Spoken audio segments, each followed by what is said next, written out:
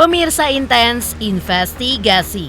Hal mengejutkan baru saja disampaikan oleh Pratiwi Novianti, di mana Novi secara resmi mengundurkan diri dari posisinya sebagai Ketua Yayasan Rumah Peduli Kemanusiaan sejak Kamis 2 Januari 2025 kemarin. Bahkan tidak hanya berhenti sebagai ketua, Novi juga mengaku tidak lagi terlibat dalam struktur pengurus ataupun pembina yayasan tersebut, di mana ketua yayasan saat ini pun dipegang oleh Gary Julian. Lantas seperti apa hal mengejutkan yang diungkapkan oleh Gary Julian yang kini menjabat sebagai ketua yayasan terkait uang donasi Agus Salim? Benarkah uang tersebut tidak akan diberikan kepada Agus Salim?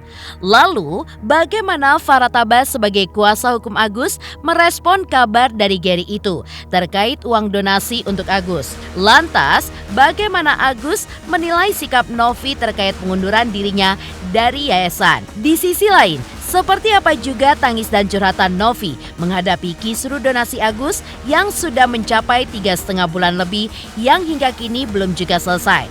Lantas, seperti apa keyakinan pihak Agus ke depannya terkait Novi yang akan menjadi tahanan rumah karena belum juga mengembalikan uang donasi Agus yang ada di rekening yayasan? Dan benarkah pula Agus beserta Farhat Abbas berencana akan melaporkan Bunda Korla ke pihak berwajib? Dan atas dasar apa mereka melaporkannya?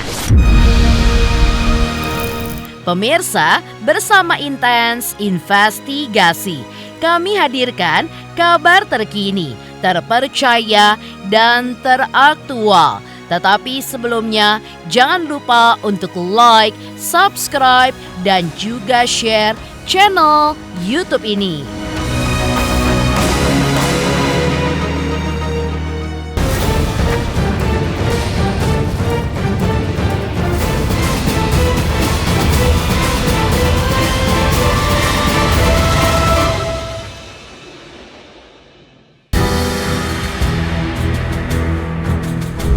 Ya, baru-baru ini sebuah keputusan mengejutkan baru saja disampaikan oleh Pratiwi Novianti yang secara resmi menyatakan mundur dari Yayasan Peduli Kemanusiaan sejak 2 Januari 2025. Secara tegas, Novi mengaku bahwa ia sudah tidak lagi menjabat sebagai ketua yayasan, di mana posisi ketua yayasan saat ini pun digantikan oleh Gary Julian. Namun, di tengah pengunduran Novi, ada sebuah hal yang mengejutkan yang diutarakan oleh Gary Julian, di mana Gary memutuskan jika uang donasi yang ada di rekening yayasan tidak akan dikembalikan atau diberikan kepada Agus Salim, melainkan akan disumbangkan kepada korban bencana alam yang berada di daerah Lewotobi, Nusa Tenggara Timur. Sontak, pernyataan Gary pun menuai ramainya komentar dari warganet, di mana tak sedikit yang merasa kaget dengan pernyataan Gary. Tentu, tak hanya warganet, sebagai kuasa hukum Agus Salim, Farhat pun langsung merespon keputusan Gary Julian dengan menuliskan sindiran hingga kritikan pedasnya di media sosial. Uang Agus yang dikuasai yayasan harus kembali ke Agus. Jika berceceran ke selain Agus dan keluarganya, siap-siap aja repot lahir batin nantinya. Pembela kaum lemah. Tulis Farhat Abbas. Selain itu, Farhat pun juga menuliskan kalimat sindiran seperti mengungkit siapa pahlawan dan siapa penjahatnya. Pada akhirnya akan tampak mana pahlawan dan mana penjahatnya.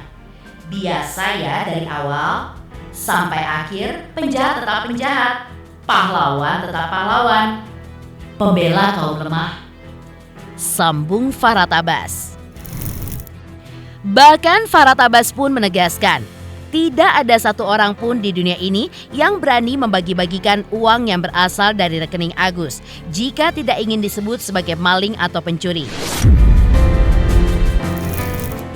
Gak ada satu orang pun di dunia ini yang berani memberi atau membagi-bagi uang yang berasal dari rekening Agus selain untuk sesuatu yang bermanfaat bagi Agus dan keluarganya kepada orang lain, termasuk bencana alam sekalipun.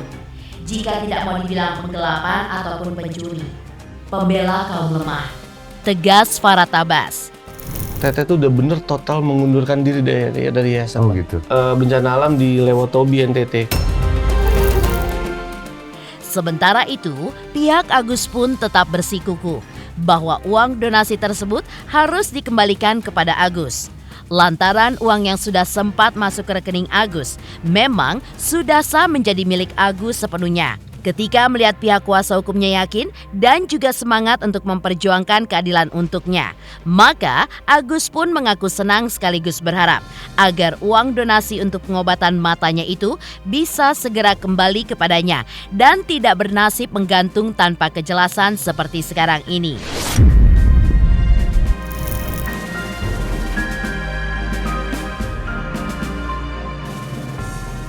Ada beberapa langkah yang kita lakukan ya. Yang pertama adalah langkah hukum. Langkah hukum kita ketahui bahwa donatur telah mengajukan upaya hukum gugatan perbuatan melawan hukum di pengadilan Tangerang ya untuk menggugat Agus. Tapi kita juga ada beberapa keberatan ya dan gugatan balik atau gugatan rekonvensi terhadap donatur. Yang kita lakukan ya untuk menyatakan bahwa uang yang telah diserahkan dari donatur kepada Agus itu adalah uang sah miliknya Agus. Karena apa? Donatur memberikan uang tersebut kepada Agus adalah dalam bentuk sumbangan, tidak ada perjanjian sama sekali. Artinya seperti kita menyumbang kepada masjid dan uang itu tidak bisa ditarik kembali. Pokoknya dari pihak Agus cuma dua, kita siap dan sangat siap. Ya, kalian yang sudah menabur genderang berperang, jangan dimatikan apinya. Ya pastinya senang, semoga gue doain sukses buat bapak-bapak pengacaranya lah, itu aja sih. Ingat, donatur itu ada dua, ada yang ikhlas, ada yang tidak ikhlas. Mereka yang tidak ikhlas silakan saja melakukan sini. Tetapi ingat, apakah mereka juga mewakilkan atau memberikan gugatan kepada orang-orang donatur yang ikhlas? Ditemui tim intens investigasi kemarin di Polda Metro Jaya, Novi pun juga mengatakan bahwa kini dirinya pun sudah resmi tidak lagi menjadi ketua yayasan dan bukan lagi menjadi pengurus serta pembina yayasan. Selain itu, Novi pun juga memberikan alasan pengunduran dirinya yang tak lain karena ia tidak ingin urusan personal dirinya digabung dengan urusan yayasan. Mengingat saat ini banyak bermunculan masalah yang menuju ke arah yayasan yang pada akhirnya membuat yayasan pun tidak lagi mampu bergerak seperti sebelumnya. Sementara itu, mendengar Novi mengundurkan diri dari yayasan, pihak Agus pun menanggapi, di mana menurutnya yang dilakukan Novi bukanlah tindakan untuk mengundurkan diri, melainkan untuk melarikan diri. Mengingat Novi belum menyelesaikan secara tuntas tugas dan tanggung jawabnya atas polemik dana donasi untuk Agus Salim, yang mana uang donasi tersebut masih ada di rekening yayasan. Selain itu, yayasan juga diduga bermasalah karena beberapa syarat dari Kemenkes yang tidak bisa dipenuhi oleh pihak yayasan. Lantas, seperti apa respon Novi yang lagi-lagi dituding oleh pihak Agus Salim bahwa keputusannya untuk mundur dari yayasan karena Novi memang sengaja ingin melarikan diri. Pertanggal 2 kemarin, 2 Januari 2025, saya sudah resmi untuk total mundur dari Yayasan Rumah Peduli Kemanusiaan. Seperti itu. Jadi alasannya apa? Alasannya karena saya mau fokus terhadap urusan saya pribadi. Jadi biar tidak dicampur adukan terkait donasi, terkait yayasan dan lain-lain. Karena kasihan kalau urusan yayasan dan personal saya nanti digabung-gabung itu nggak fair. Per hari ini sebenarnya per tanggal 2 sudah resmi secara sah hukum itu bukan lagi ketua yayasan, bukan juga pengurus dari yayasan, bukan pembina yayasan juga. Jadi Teh Novi tidak punya hak lagi di dalam yayasan itu. Ini uangnya masih utuh di yayasan. Saya kasih tunjuk Yayasan Rumah Peduli Kemanusiaan. Ya, teman-teman, silakan. Tahan. Oke, cukup. Mati ke depan. Nah, ya segitu aja. Tahan. Ini pertanggal 2 ya. Tanggal 2 sejak Teteh masih ya. Pengurus yayasan ketika yayasannya suatu sudah bermasalah, ya, kemudian dia mengundurkan diri, itu bukannya mengundurkan diri, tapi melarikan diri. Kan kita sudah dapat kisi-kisi, yayasannya Novi sudah bla bla bla bla, ya. Ada beberapa syarat-syarat yang dari Kemenkes yang tidak bisa dipenuhi oleh Novi. Itu yang kemarin kita diskusi sama orang Kemenkes, masih banyak sekali kekurangan daripada yayasannya Novi. Tiba-tiba Novi mengundurkan diri. Lu mengundurkan diri atau melarikan diri? Sementara itu, dari perkembangan laporan Novi terhadap Alvin Lim dan juga RD Law kemarin Jumat 3 Desember 2024, Polda Metro Jaya kembali memanggil Novi untuk menjalani pemeriksaan atas laporannya terhadap Alvin dan RD Law yang memantik konflik yang sempat mereda dengan menyerang Novi secara personal. Mengaku diberondong dengan 16 pertanyaan dan 25 pertanyaan dari penyidik untuk laporan Alvin Lim dan RD Law. Novi mengaku akan terus menjalani proses laporannya itu demi membela hak-haknya yang nama baiknya telah dirugikan oleh Alvin Lim dan juga RD Law. Ada dua kan ini, yang 116, 125 kurang lebih. Yang satu terkait laporan kita terhadap AL ya, atau akun YouTube-nya. Yang satunya terkait akun YouTube miliknya RDL. Kalau saya kan di sini karena saya orang yang jujur merasa dituduh dan dirugikan ya tentang nama baik, jadi saya pun akan membela hak saya. Lantas seperti apa tangis Novi yang pecah lantaran mengaku lelah menghadapi kisru donasi Agus yang sudah mencapai 3,5 bulan lebih, hingga pihak Agus pun juga merasa yakin jika kedepannya Novi pun akan menjadi tahanan rumah karena belum juga mengembalikan uang donasi Agus yang ada di rekening yayasan. Selamat untuk Intens Investigasi karena sudah mencapai 3 juta subscribers di YouTube. Sukses selalu and all the best.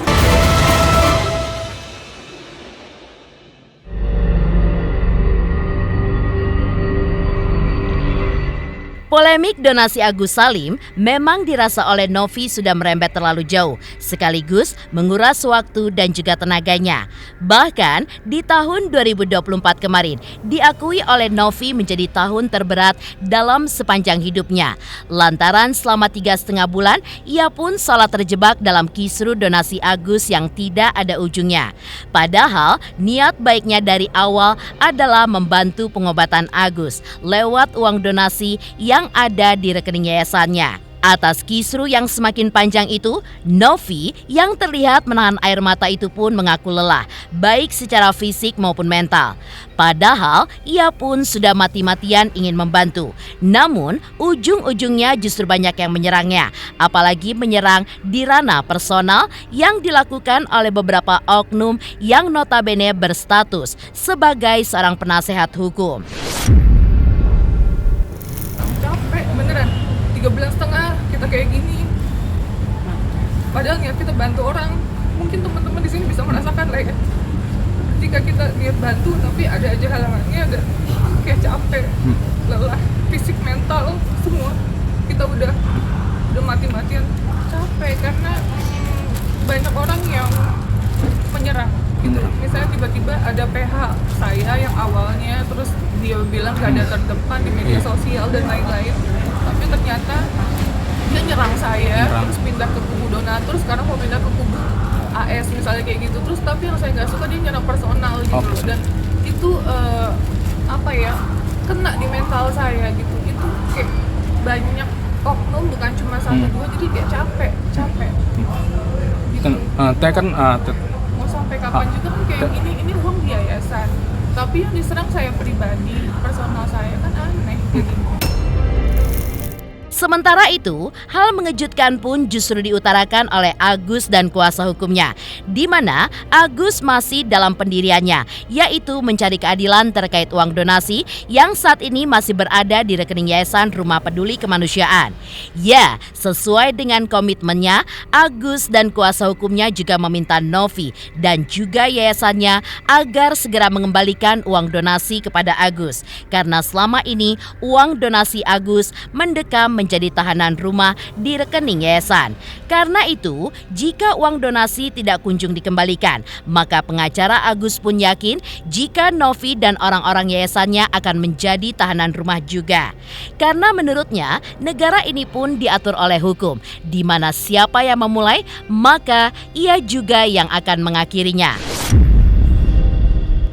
Kita kita masih tetap mencari keadilan buat Agus. Keadilan ini nggak akan pernah kita henti-hentikan sampai dengan memang keadilan hakiki ini buat Agus datang.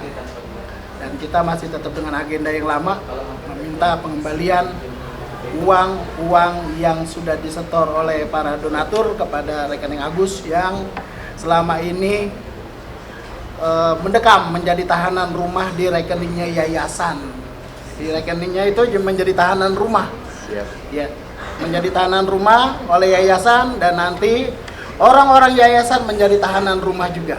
Kalau dia tetap bertahan dengan uang rekening Agus ditahan-tahan, kita pastikan bahwa mereka juga orang-orang yayasan akan masuk ke dalam tahanan rumah juga. Gitu. Karena negara ini, republik ini diatur oleh hukum.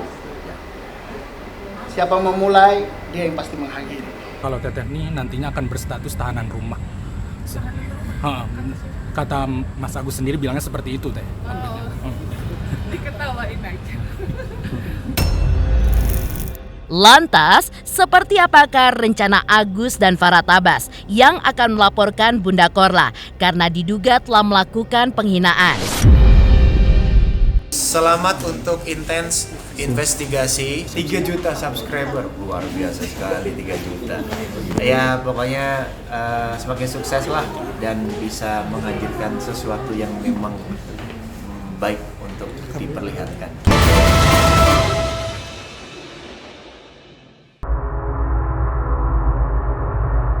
Di sisi lain, kemarin Farah Tabas bersama Agus sempat menyatakan bahwa mereka siap melaporkan Bunda Korla ke pihak berwajib atas dugaan penghinaan.